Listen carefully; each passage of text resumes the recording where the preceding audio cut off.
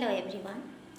आज मैं जो इस ग्रीष्म ऋतु में सामान्य तौर पे जो प्रॉब्लम्स हम भुगतते हैं उससे कैसे बच सकते हैं उसके बारे में विचार करना चाहती हूँ।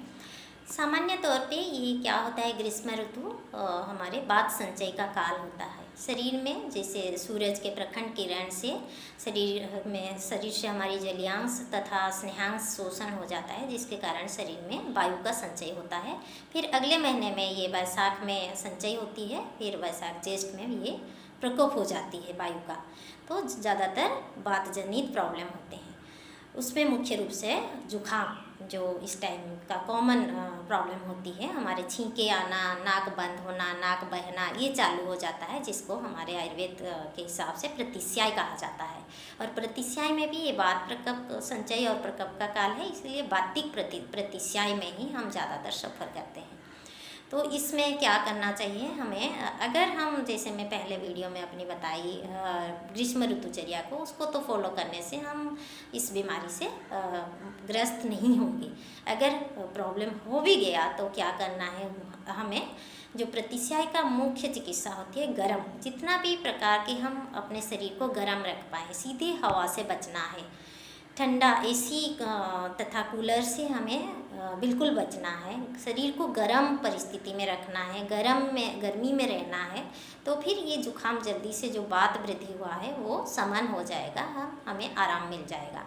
और डाइट में क्या लेना चाहिए इस टाइम में हमें, जो हलवा अच्छा रहता है इस समय के लिए। एक तो ग्रीष्म ऋतुचर्या के हिसाब से तो हमारी है ही स्निग्ध चीज़ लेना है, जैसे मैं बताई थी। पर जुखाम हुई है उस टाइम में हमें शीतल चीज़ें नहीं लेना चाहिए, गरम लेना चाहिए। और डाइट में जो स्निग्ध चीज़ें में हलवा, खासकर जैसे कि गेहूं का हो या फिर सूजी का हो, इसको या फिर आटे का अच्छे से घी डालकर उसको मीठा बनाकर वो डाइट लेते हैं तो अच्छा बातसामक होता है।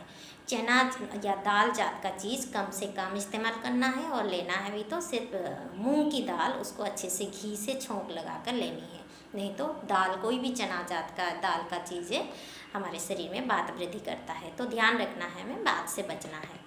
और जिस टाइम में पहले 1-2 दिन का फेज हम अगर गर्मी में रहते हैं तो वो नेचुरली जो है पक्वावस्था में आ जाता है, जो आमावस्था में होती है इनिशियल कंडीशन में जुखाम का, फिर वो पक्वावस्था में आ जाता है तो हमें राहत महसूस होती है, जो नाक बहना बंद हो जाती है, छींकें बंद हो जाती है।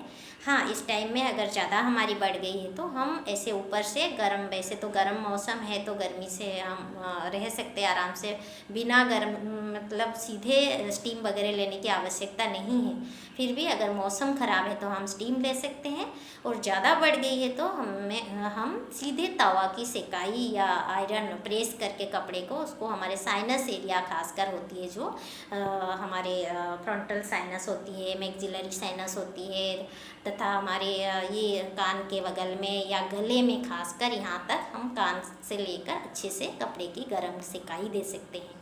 उसमें तवे में कपड़ा रखकर कर सकते हैं, या फिर आयरन प्रेस करके कपड़े को उससे सेकाई कर सकते हैं। इससे हमारी बहुत ही राहत होती है और जल्दी हम आराम महसूस करते हैं। सिर दर्द होती है खासकर ये वायु बढ़कर, तो सिर दर्द में भी हमें तुरंत आराम हो जाती है। नाक बहना, छींके आना, ये भी बहुत जल्दी ही हमें मतलब आराम हो जाती है इस सेकाई से। और साथ में अगर नाक बंद हो रही है, इसमें ध्यान देना है।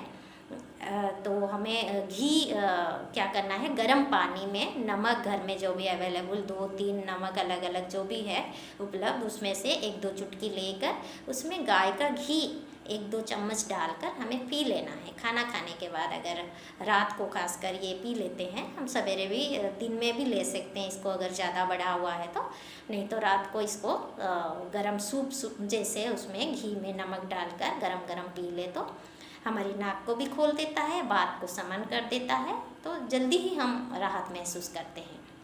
तो इस चीज़ को हमें ध्यान देनी है। और कहीं भी ये वायु वृद्धि होकर शरीर में दर्द होती है, खासकर ये होती है ज़्यादातर हम सीधे पंखे के नीचे रात को सो गए या फिर कूलर के सामने सोने से ज़्यादातर होती है, तो सीधी हवा से हम अवॉइड करना है। अगर दर्द भी हो रही है शरीर में तो कहीं वो केवल इसी वायु वृद्धि के लक्षण है, तो हम गर्मी में रह जाएं, ठंडा चीज़ अवॉइड करें और सेकाई करें, गरम मतलब जो हमारी गर्म पानी वगैरह या हलवा जो बताई डाइट, इस तरह की जो बात सामक चीज़ें लें और गर्म ठंडा चीज़ को अवॉइड करें तो उससे हम जल्द ही आराम महसूस कर सकते हैं। और कहीं भी लोकल अगर हमारी दर्द हो रही है उसमें लोकल सेद करके घर में हम आराम से सिकाई करके उससे राहत पा सकते हैं। मुझे उम्मीद है ये वीडियो आपको ज़रूर मददगार होगी इस तरह छोटे मोटे प्रॉब्लम से हमें बचने के लिए। अगर अच्छा लगे तो इससे ज़्यादा से ज़्यादा तर लोगों के पास इसको पहुँचाए। जय आयुर्वेद।